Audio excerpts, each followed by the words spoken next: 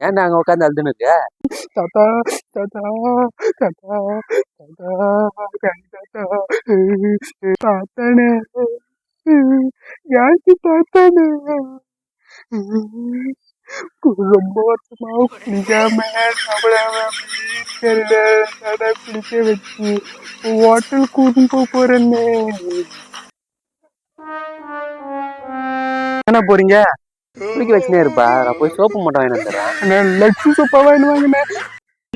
எல்லாமே நான் செஞ்ச பாவம் யார் மேல்